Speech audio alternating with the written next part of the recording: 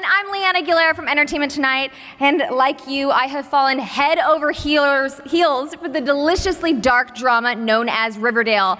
I know that we have so much to discuss ahead of season 2, and I'm going to open it up to you guys and the fans in a little bit, but let's get going. Okay. All right. I'm ready. Let's bring out our amazing cast and executive producers. Please join me in welcoming Roberto Aguirre-Sacasa, executive producer of Riverdale. Our favorite redhead, aside from the Blossom family, KJ Apa as Archie Andrews. The lovely Camila Mendez as Veronica Lodge. Lily Reinhart, your Betty Cooper.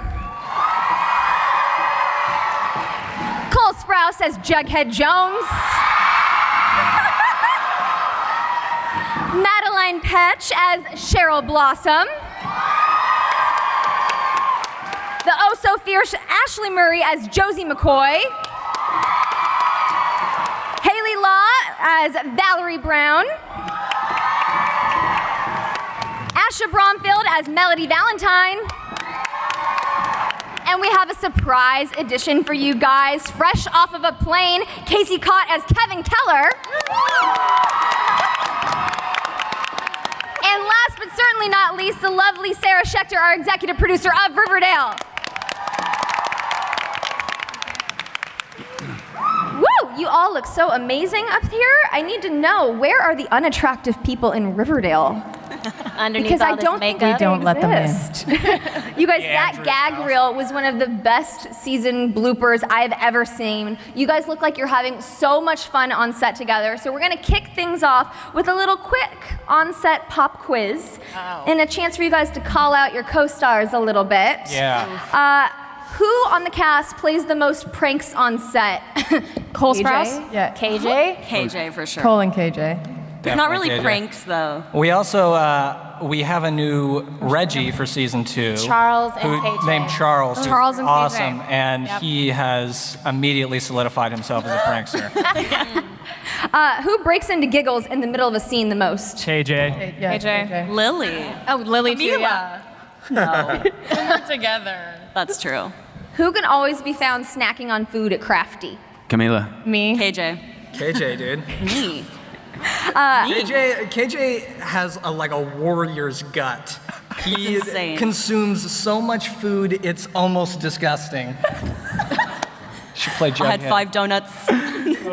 Who's most guilty of constantly taking selfies in between takes? Madeline. That's one. And last but certainly not least, with this cast, I gotta know, who's singing the most on set? Lily. Pussycat. Not me. I sing the most. Oh, yeah, Ashley. Ashley, I'm gonna yeah. go Ashley. Actually, we sing a lot, like in the green room. We're always just like, We're always breaking out into Destiny Cole loves Child. it. Cole loves it when the Child girls all start the singing. time. Yeah. He hates it.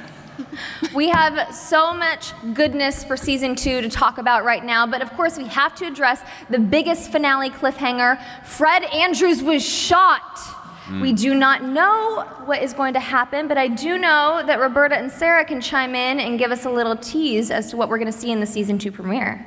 I think we're going to find out Fred's ultimate fate at the end of the premiere. You saw a little clip there with Archie bringing Fred to the hospital. The first episode is basically Archie, the gang, all of the town sort of sitting, waiting to find out what's going to happen with Fred, and it will be revealed at the end of the first episode. We're all pulling for him, though. Well, KJ, how is Fred getting shot going to affect Archie's worldview? He's typically such an optimistic guy, but now his BFF is going to a new school. His dad just got shot. Are we gearing up for Dark Archie? 100%. Like Roberto said, Archie's pretty much freshly dealing with Fred being shot in that first episode. So there's a lot of things going on, and there's almost a switch that goes off. And I think 100% it's a completely different side to Archie that we haven't really seen yet. So yeah, it was when I read that first episode, I was happy because I knew that it would be. How are you going to juggle football, music, and your dad? OMG, it's going to be quite the pickle for you there. I'm really excited to announce that we're getting 22 glorious episodes in season 2.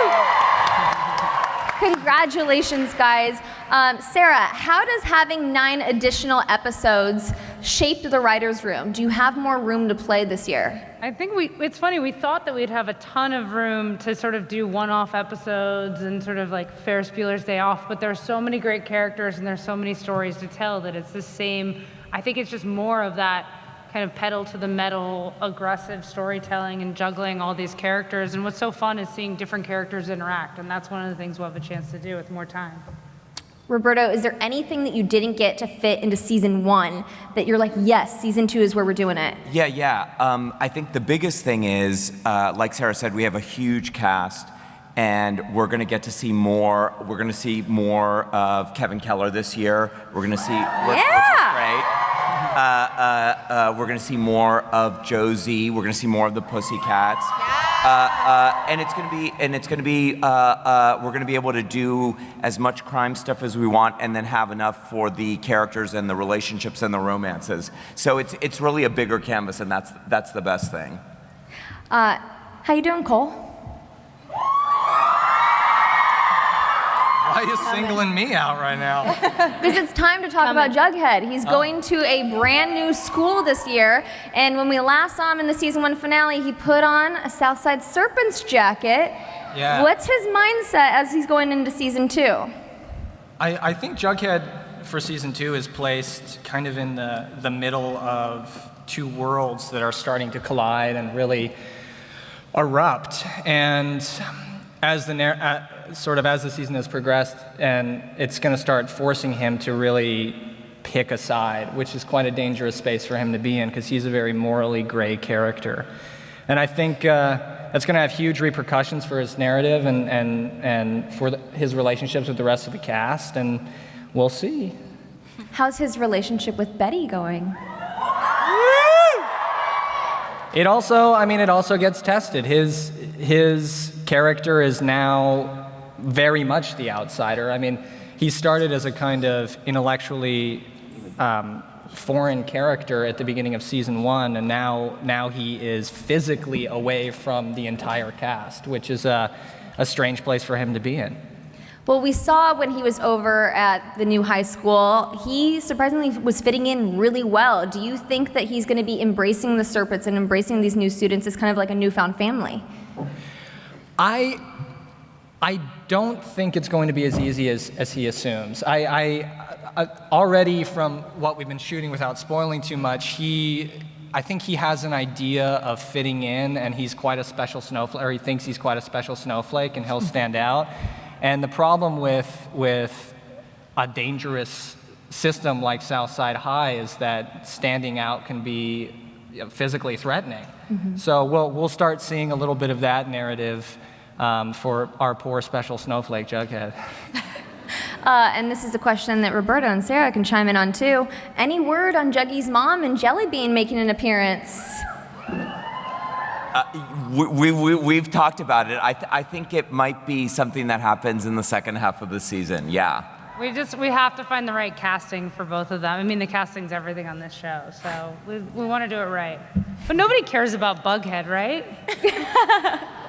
Nobody. Okay. That was sarcastic. Lily, we saw Betty battling a lot of inner demons in season 1.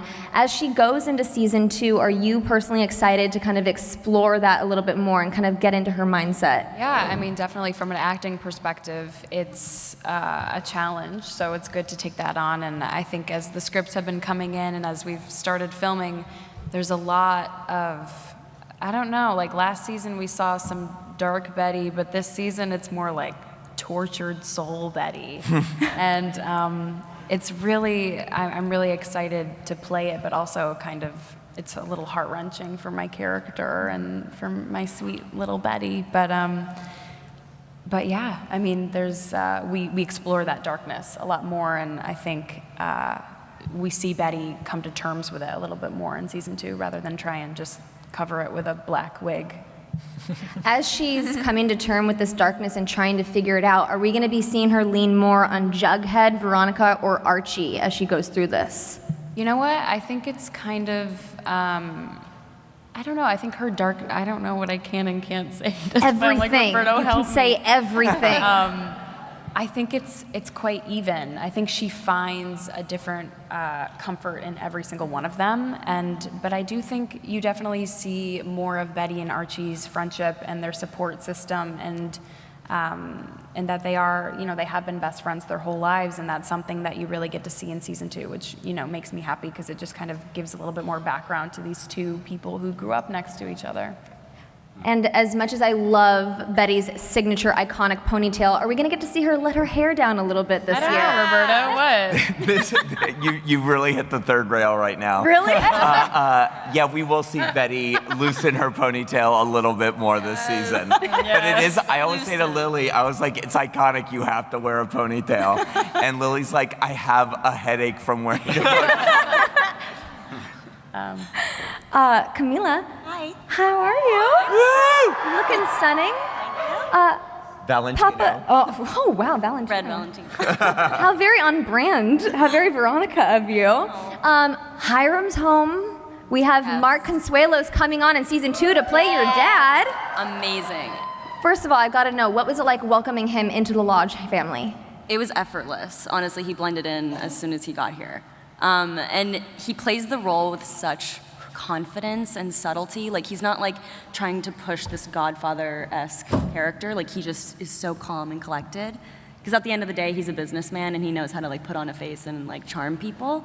But the whole time, I mean, I'm still suspicious. I don't trust him. I was going to say, how would you describe their father-daughter bond? It's layered. I think there's a side of Veronica that really wants to know that he's better now and that he's going to try to be a good person.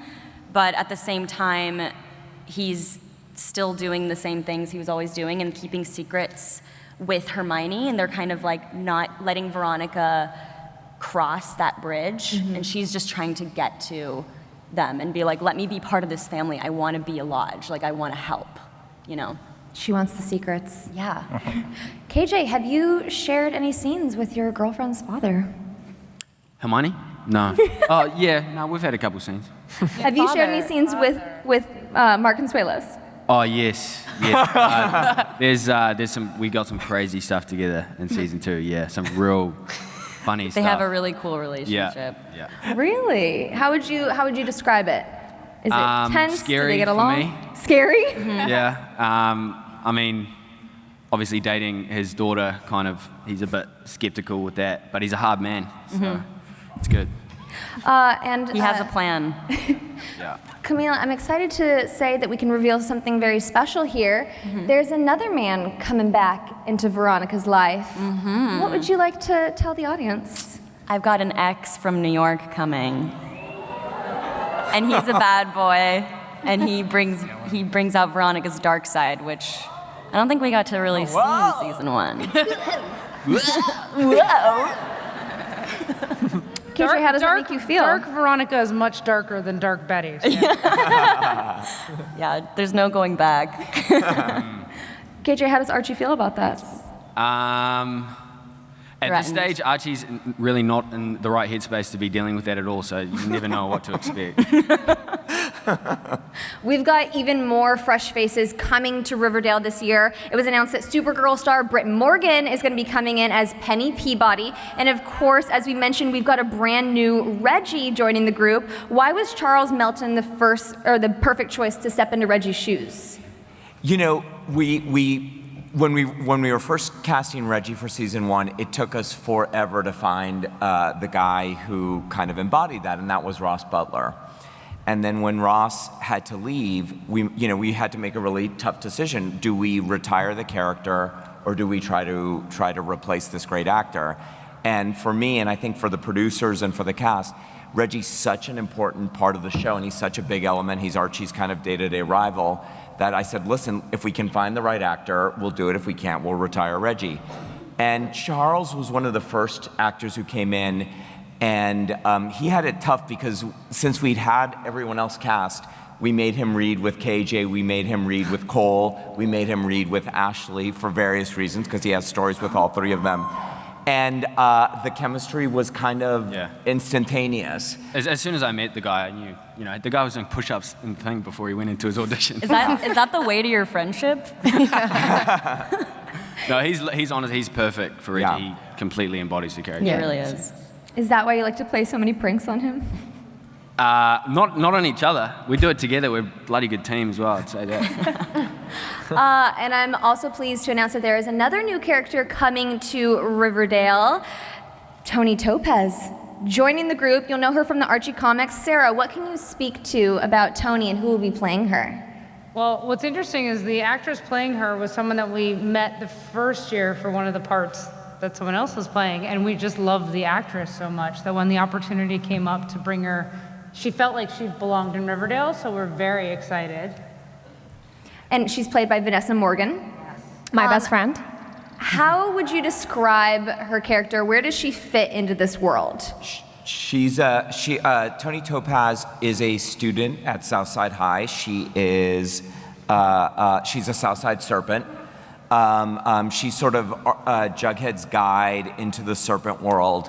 And there's a lot about her that makes it seem like, almost like we jokingly say that she's got a lot of the same interests as Jughead. So it's almost like she's like a female Jughead. So she's trouble. She's trouble. Trouble in what way, Roberto? I think she's trouble getting Jughead into this gang. I think she might be trouble for Bughead. I don't know. Interesting. I can hear the boos and hisses in the audience right now. Now, the interesting thing about Tony Topaz is that in the comics, it was hinted that she could be bisexual. Sarah, is this something that we're also going to be exploring on the on-screen version? Yeah. Sure. Roberto, do you want to add to that too? Yeah, no, I mean, she's sort of, that's something that's in the comic books and has been for a while. And we thought it would be really, really fun to have a bisexual character from the comics on the show. Bring so yeah, she's going to be bisexuality to trouble Riverdale. for a lot of the people on this panel. Which leads us to our romance checkup.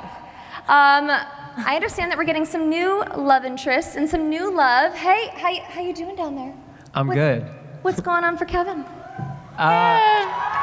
Any word on Joaquin? You know, I think Joaquin got on that bus. I don't think he's coming back. One-way ticket. You know, I think the first few episodes are really fun for Kevin to kind of deal with that heartbreak in a very wonderfully written way by the writers and producers. So it's going to be really fun to show that. And then I do think there's going to be a new love interest that comes into play eventually, which you have to ask Roberto about that. He has to heal his heart first. Yeah, he's a delicate soul, as you guys know. So. What do you think that Kevin looks for in a guy? Remember, there's children in the audience. You know, I think I think Kevin learned a big lesson with Joaquin. Not that he's not going to learn that lesson again, but someone that is interesting and authentic in themselves and different, in the same way that Kevin is in many ways. Pretty much that, I would say. Ashley, the last time you and I talked, we kept campaigning that we needed a love interest for Josie, and I understand you might have some news for us. I might. Josie might be batting a couple of eyelashes at Reggie Mantle. But we'll see. Anybody else on the panel getting any new loves? Or want to throw that out there right now to Roberto and Sarah? Roberto? Over here? Well, Cheryl Blossom really had obviously with Archie's dad fighting for his life, that's a serious situation, but poor Cheryl. I mean, nobody's family went through a worse season 1 than Cheryl. I mean, she's got a lot of healing to do. Are you up for that, Madeline? Dude, the baby crying in the audience right now is like the perfect soundtrack to the For the Blossom conversation. We're going to be talking about the babies, don't you worry. Got it.